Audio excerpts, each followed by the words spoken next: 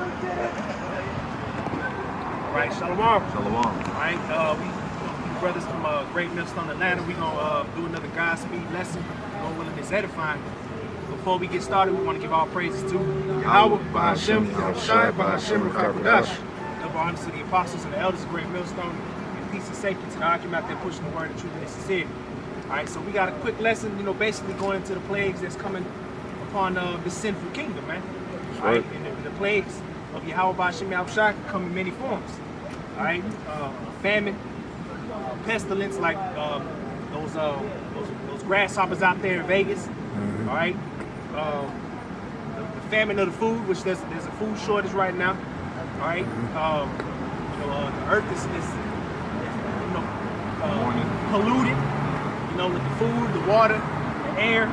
The Lord is bringing these plagues back upon the earth, man. All right, and the ultimate plague being those missiles. All right, so we're just gonna go jump into a couple of scriptures.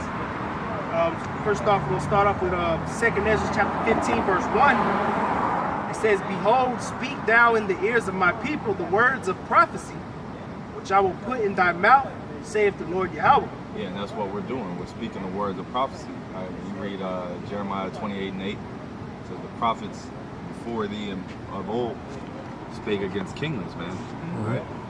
So that's something these Christians don't deal with, by the way, is going to prophecy. Go ahead. Yep. It says, "And cause them to be written in paper, for they are faithful and true." Cause them to be written in paper. All right, so these words are faithful and true. So when the Lord actually says he's going to bring plagues, best believe it's going to happen. Because everything in this book so far has come to pass already. All right? That's right. It says, "Fear not the imaginations against thee, let not the incredulity of them trouble thee that speak against thee, for all the faithful shall die in their unfaithfulness. Behold, the Lord Yahweh, behold, saith the Lord Yahweh, I will bring plagues upon the world." Yep, and that's the point. The Lord will bring plagues upon the world. Okay? And all the earth is going to feel it, man. All the earth is going to feel the Lord's presence, man. God. Like before brother started the lesson, all right, you had the lady, I guess in Vegas, was saying that something's going on in the world, which these people know that we're in the end times, just based off of the Lord, doing certain things. Okay. All right, go ahead. Yep. It says, "Behold, saith the Lord, I will bring plagues upon the world, the sword, famine, death, and destruction." Those are the different types of plagues that the Lord is going to bring, man. Cannibalism, that's another plague that's coming. You people being tossed in these concentration camps, that's a form of a plague. All right? Anything that'll lead to you to being put to death, man. The Lord can see fit. Wild animals come roaming through the streets right now. That's the Lord's will. It says, "For wickedness hath exceedingly polluted the whole earth, and their hurtful works are fulfilled. Therefore saith the Lord, I will hold my tongue no more, as touching their wickedness," which, like the brother just said, you're gonna feel the Lord, man. His presence is gonna be felt through these plagues, man. These are prophecies that are being fulfilled as we speak. It says, "Which they profanely commit, neither will I suffer them in those things in which they wickedly exercise themselves. Behold, the innocent and righteous blood crieth unto me, and the souls of the just complain continually." Yeah, and that's one reason why the Lord's going to bring these plagues upon the earth, is because the spirits that pass away and go to the spirit world, they go to the Lord, the Heavenly Father, and complain. Okay? Righteous. The righteous, yep. It says, it's a couple more verses, but the point is in verse 11 and 12. It says, verse 9, "And therefore saith the Lord Yahweh, I will surely avenge them, and receive unto me all the innocent blood from among them. Behold, my people is led as a flock to the slaughter. I will not suffer them now to dwell in the land of Egypt, but I will bring them with a mighty hand and a stretch forth, but I will bring them with with a mighty hand and a stretched out arm, and smite Egypt with plagues as before. As before, and that goes to show that this is a future prophecy. It says as before, so why would the Lord take out Egypt again? There's no Israelites in Egypt. You know, you got to put two and two together. And Egypt is talking about America. Okay, smite Egypt again. When you read Deuteronomy 28 and 68, what does it say? I'll bring thee into Egypt again with ships. Meaning what? Meaning, you know, captivity. But the Lord already brought us out of Egypt. Yeah. So what does that mean? Talking about another place. You're talking about another place. Go ahead. It says, and smite Egypt with plagues as before, and will destroy all the land thereof. Egypt shall mourn, and the foundation of it shall be smitten with the plague and the punishment that the Most High shall bring upon it. Yeah. And I got something to follow up with that. This is 1 Samuel 4 and 8. Woe unto us, who shall deliver us out of the hand of these mighty powers? These are the gods that smote the Egyptians with all the plagues in the wilderness.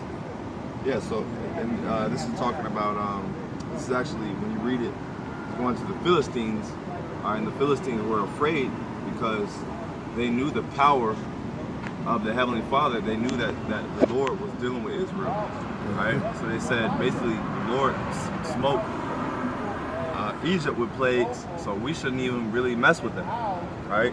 And that was the fear. The Lord was called a terrible demon-like power. Al-Shaddai. That's right. So, you know, if the Lord already, we just brought out, the Lord already smote Egypt, all right, and He's gonna smite it again, okay, with these plagues, man. And Egypt was bad. Egypt was a terrible destruction, all right.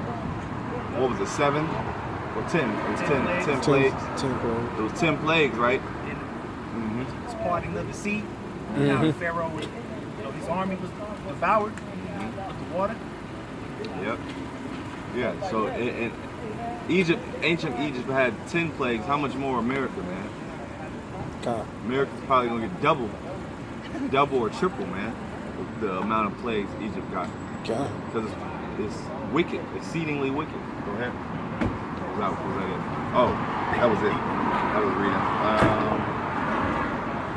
You got something? I was going to bring up the etymology of the word plague real quick. Go ahead, 'cause I'm looking for mine.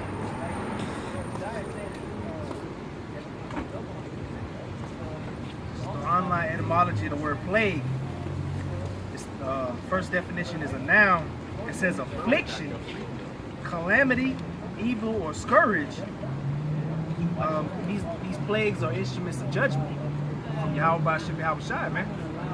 You know, like we started off, these are prophecies that are coming to pass, man. All right. One of the other diseases, malignant disease, pestilence. Right, pestilence, which, you know, and we just read, it doesn't necessarily have to be a pestilence. Okay, but a pestilence is a type of plague. Okay, it is a type of plague. Really, just means destruction.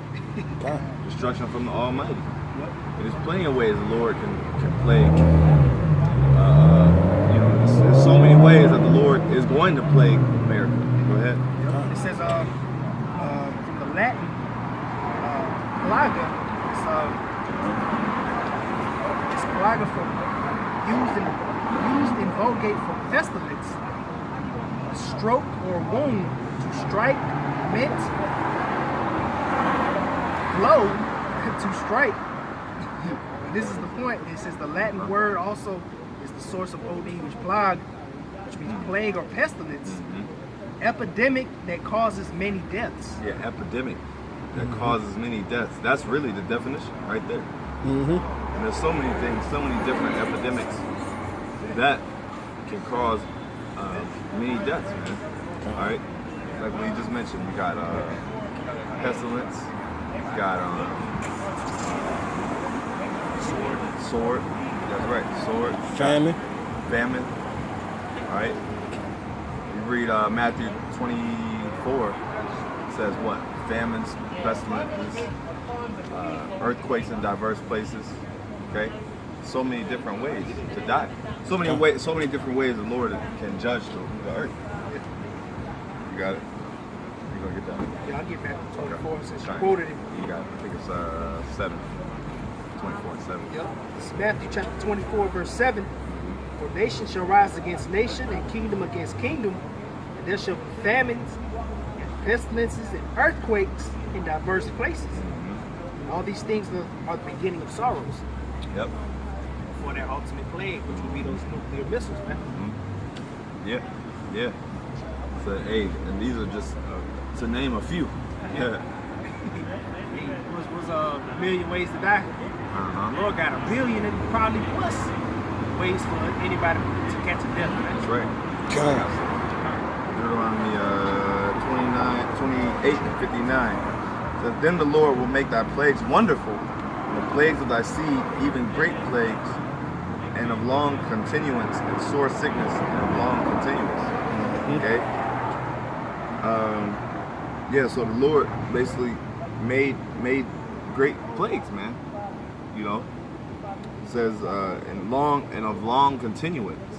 All right, so hey, these plagues really Israel is mentally plagued right now. God. Okay, and you got something? Go ahead. Yeah, if I can continue on with Deuteronomy 28 and 59, I'll start at verse 60. It says, moreover, he will bring upon thee all the diseases of Egypt, which thou wast afraid of, and they shall cleave unto thee, which goes in to show you that this is not talking about ancient Egypt. This is talking about here in America, man. Captivity. It says also every sickness and every plague which is not written in the book of this law, them will the Lord Yahawah bring upon thee until thou be destroyed. Yep. Until you be destroyed, man. Alright? Every plague. All the plagues of Egypt plus more. Plus more. How about Okay. that? Yep. The ones that's not written in the book of the law. Right. So it's gonna be new ways of destruction. God. Alright? And then guess what? And then in the kingdom, alright, it's gonna be written of about the plagues of America. God. You know? Look, you know, we're gonna read back on the plagues of America. Those are gonna supersede Egypt's plague. God. You know? Those are gonna be talked about forever because America's gonna be an example. There's a reason why did the Lord always mention the plagues of Egypt? It's mentioned, he went back and mentioned it in the scripture several times. Now why did he emphasize that so many times in the scriptures? As an example of what happens, yeah, and as an example of what happens when Israel's in disobedience. Okay? Alright, when a kingdom is wicked.